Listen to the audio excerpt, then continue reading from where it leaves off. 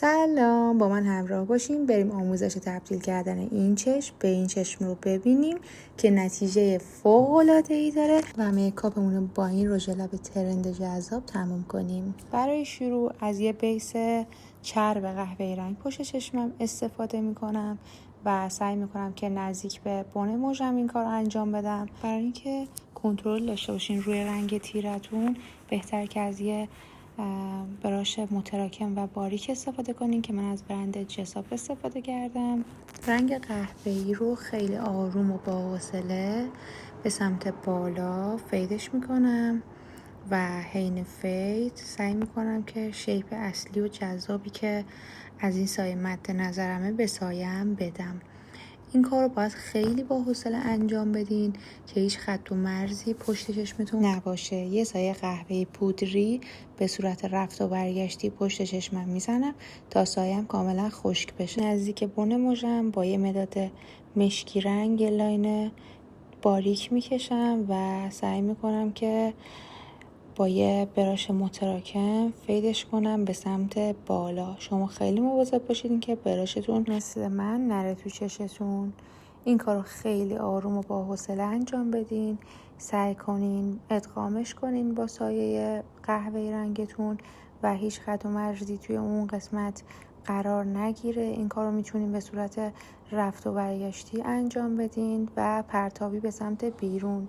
نیاز نیست از رنگ بیشتری توی این قسمت استفاده کنین که نتونین کنترلش کنین و سایه‌تون اسموکی و خیلی تیره بشه. از یک کانسیلر و قلم فلت برای کات قسمت خارجی سایه‌ام و چشمم استفاده میکنم. ریمل جذاب و دوست داشتنی نارس خیلی پر و پیمون میزنم به چشمام که دیگه نیازی به موژه گذاشتنم نداشته باشم. من این کار چندین بار انجام میدم که حجم موژه‌ام خیلی بیشتر بشه و اینم از نتیجه جذابش. میکاپ لبمو با یه خط لب روون انجام میدم و این الگوهایی رو که میبینین برای قسمت بالایی لبم و قسمت‌های بیرونی لب پایینم ایجاد میکنم. یه خط منحنی دقیقاً زیر لبم ایجاد میکنم برای اینکه لبم گوشتی‌تر و قلوه‌ای‌تر دیده بشه.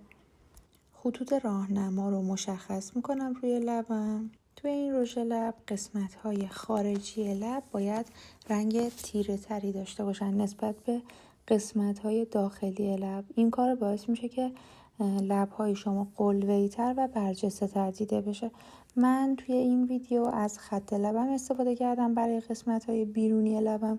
شما هر رنگ دیگه‌ای که دوست داشته باشین میتونین استفاده کنین که ترکیب رنگ قهوه‌ای و نخودی، قهوه‌ای و گلبه‌ای هم خیلی جذاب میشه برای این کار که رنگ قهوه‌ای رو قسمت‌های خارجی لبتون که الان من دارم پر میکنم استفاده کنین و رنگ روشن‌ترتون رو برای قسمت داخلی لبتون.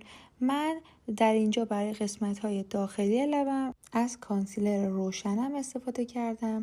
سعی میکنیم دقیقاً همون جایی که کانسیلر رو زدیم و مشخص کردیم که رنگای روشن باید قرار بگیرن فیدش کنیم. خیلی آروم اول با قلم بعد با نوک انگشتتون میتونید این کار رو انجام بدین.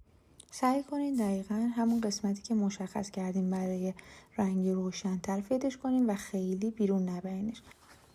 خط منحنی زیر لب رو خیلی آروم و دقیق وصل میکنیم به خطای کناره لبمون و سعی میکنیم که خیلی تمیز این کار رو انجام بدیم تا حالت قلوه‌ای لبمون نمایان باشه.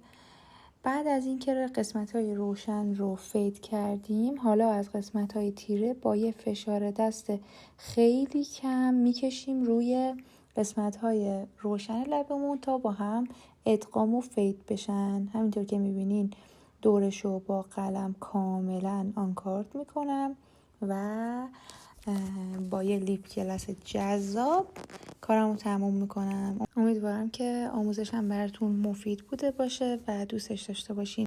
دوستای عزیزم، من لیلا هستم. توی کانال یوتیوبم ترفندهای ساده و جذاب میکاپ کردن رو بهتون آموزش میدم. خیلی خوشحال میشم که به کانالم سر بزنین، سابسکرایبم کنین و از نظراتتون خیلی استفاده های مفیدی میبرم.